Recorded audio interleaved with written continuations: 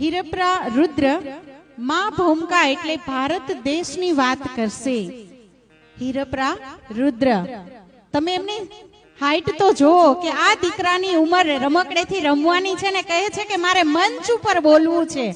અને આ મંચનો મોકો એટલે વર્ષા ફાઉન્ડેશન તાળીઓથી વધાવી આજની આ માં ભારત ભૂમિકાની વાતને.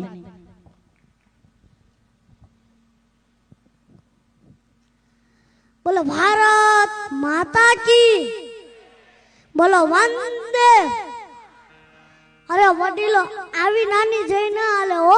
આજે એટલું જોરથી બોલો કે આખા રાજકોટને ખબર પડવી જોઈએ કે આ વર્ષા ફાઉન્ડેશન દ્વારા આયોજિત આ કેરીય કથાનું આવું રૂડું આયોજન થયું છે. બોલો ભારત માતા કી,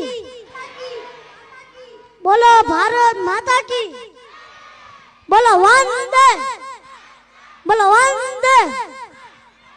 વડીલો, આજે હું તમને કહીશ કે આપણી ભારત માતાની ભૂમિનો કેટલો પ્રતાપ છે.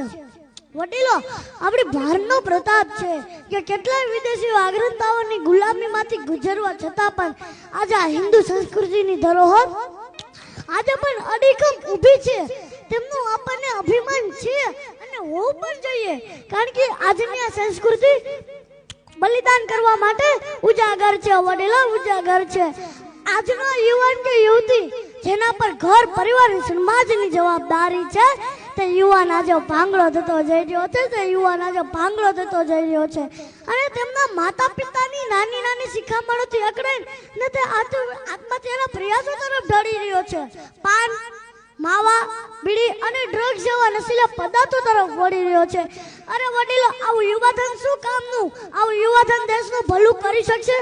अरे ऊंचे ख्वाबों के लिए गहराई से काम करना पड़ता है साहब, यूं ही नहीं मिलती कामयाबी किसी को. मेहनत की आग में दिन रात जलना पड़ता है, मेहनत की आग में दिन रात जलना पड़ता है. સાહેબ, મારા વિચારે સાચું રાષ્ટ્ર નિર્માણ ત્યારે થશે કે જ્યારે શાસ્ત્ર એટલે ધર્મ અને શસ્ત્ર એટલે સરકાર આ બંનેનો સમન્વય થશે ને ત્યારે જ આપણે આપણા ભારતનું નિર્માણ કરી શકશું. મારા વિચારે સાચું રાષ્ટ્ર નિર્માણ ત્યારે થશે કે જ્યારે આ ભારતનો નાગરિક અંધશ્રદ્ધામાંથી બહાર આવશે. તો હે મારા વડીલો, તમે ઊભા થઈ જાઓ. તમે જ ભારત માતાના રક્ષક છો, તમે જ ધર્મ અને મંદિરના રક્ષક છો. ત્યારે જ તમે આંખોથી નબળા ન બનો, હૃદયથી ગરીબ ન બનો. અરે હે મારા સાબજો, તમે ગાઢ નિંદ્રામાંથી જાગો અને સાબદા થઈ જાઓ. અહીં બેઠેલા જેટલા પણ વડીલો છે તે સરદાર વલ્લભભાઈ પટેલની ભૂમિકામાં આવી જાય અને જેટલી પણ માતાઓ છે તે રાણી લક્ષ્મીબાઈની ભૂમિકામાં આવી જાય અને પછી પોતપોતાના બંને હાથ ઊંચા કરીને મારી સાથે પ્રતિજ્ઞા કરો. કરો પોતપોતાના બંને હાથ ઊંચા કરો અને કરો મારી સાથે પ્રતિજ્ઞા કે હું વડીલો અને માતા પિતાના આજ્ઞાનું પાલન કરીશ,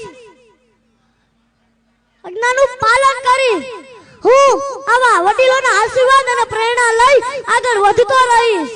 હું આવા મારા સ્વપ્નના બનતા ભારત માટે બધા જ કાર્યો કરીશ.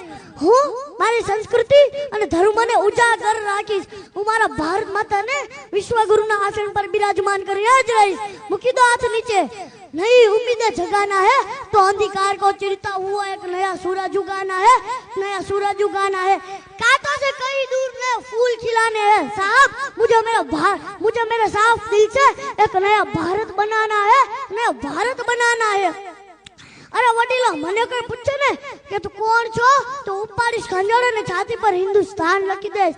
અરે સાહેબ, મને કોઈ પૂછે ને કે તું ક્યાં રહે છો તો ઉપાડીશ તો સરદાર વલ્લભભાઈ પટેલની જન્મભૂમિનું નામ દઈ દઈશ અને પાછળ જે જિંદગી બચશે ને એ આપણા ભારત માતાના નામે કરી દઈશ અને રગ રગમાં હિન્દુસ્તાન લખી દઈશ. अब तो जीना मरना बस मेरे राष्ट्र के नाम होगा. अगला जन्म लिया साहब तो मेरा दिल हिंदुस्तानी होगा. ना किसी हुस्न की चाहत है, मेरा तिरंगा ही मेरी ताकत है. अब मैं तो आशिक हूँ इस तिरंगे का और मेरा महबूब मेरा भारत है. इस तीन रंग का झंडा ही हमारी शान है, इसी में पूरा हिंदुस्तान है. अगर कोई मुझे पूछे कि आखिरी तमन्ना मेरी, मैं मुस्कुरा कर कह दूंगा कि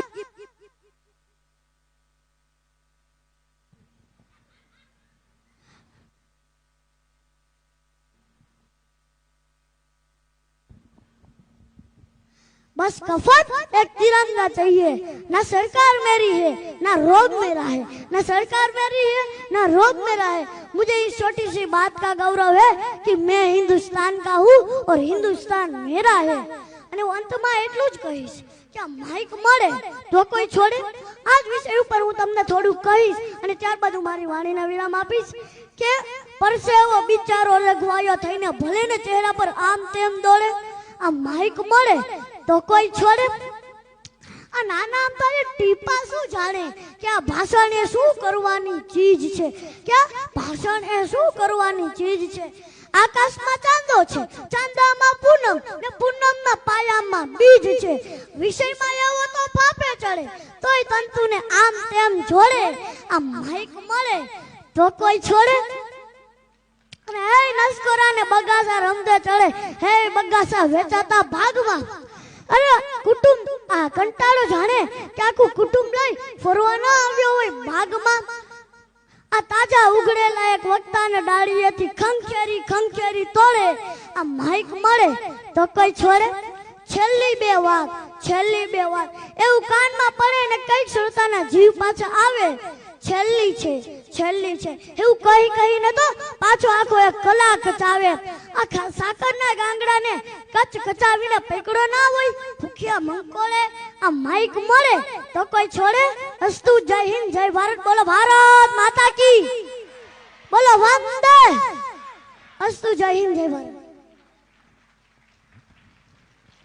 ખરેખર એમની જગ્યા પર બેસે ને ત્યાં સુધી તાળીઓનો વરસાદ વરસવો જોઈએ।